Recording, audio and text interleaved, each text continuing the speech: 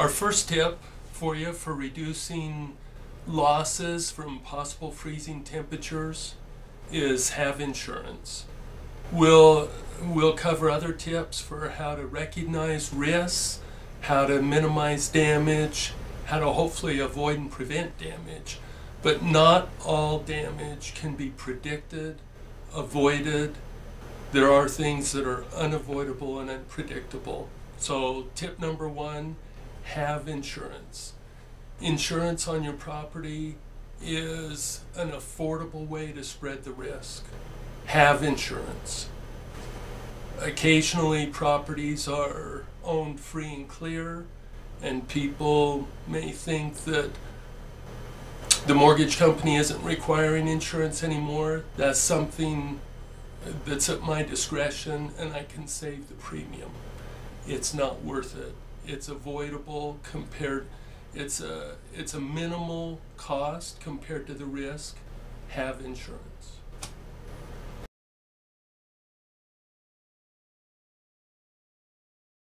Our next tip for avoiding damage or avoiding losses from freezing temperatures may seem like a no-brainer.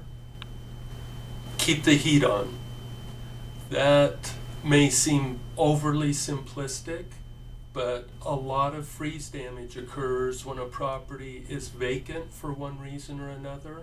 Either it's for sale and the owners have moved out, it's a rental and currently unoccupied, or a property that's in transition between owners.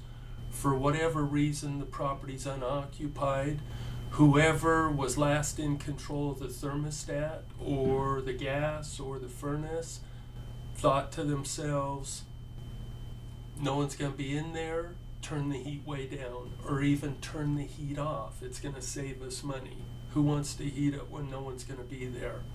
Well, if the temperatures get cold enough, the property is at risk of freeze damage. And when a property's unoccupied, if there is freeze damage, there can be a lot of water released and lead to a large amount of damage. So as simple as it is, keep the heat on in cold temperatures or freezing temperatures.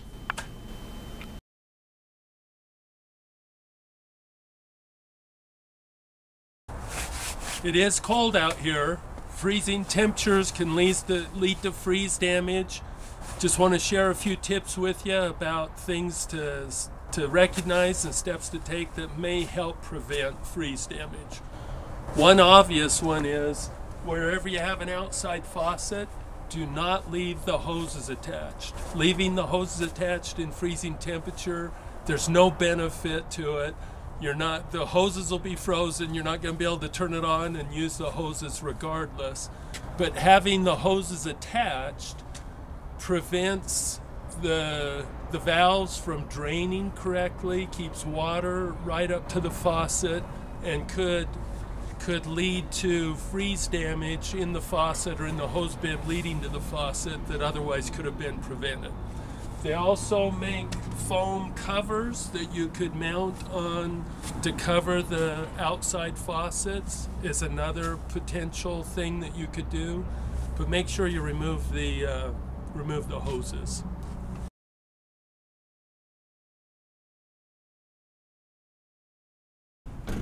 It's winter and definitely cold. Some additional tips for avoiding and preventing damage from freezing temperatures or losses from freezing temperatures. Sometimes the damage or the freeze cannot be predicted, cannot be prevented, cannot be avoided. But when a pipe freezes and the water isn't flowing any longer, sometimes people with good intentions, it's not convenient to not have water.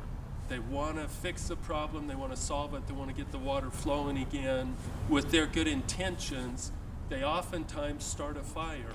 And what started off as a small, minor amount of damage and inconvenience, very minimal damage, can turn into major damage. Using torches, propane heaters, or any other type of open flame is very, very risky, not a good idea, and not recommended.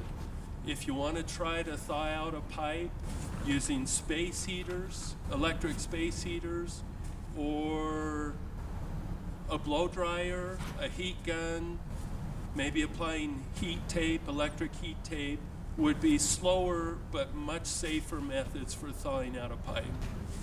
Don't use an open flame, don't get out a torch, don't set the house on fire.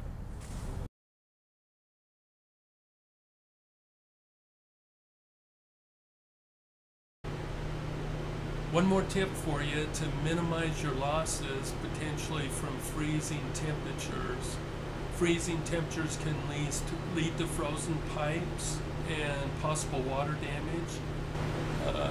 Those losses cannot always be predicted and prevented or avoided.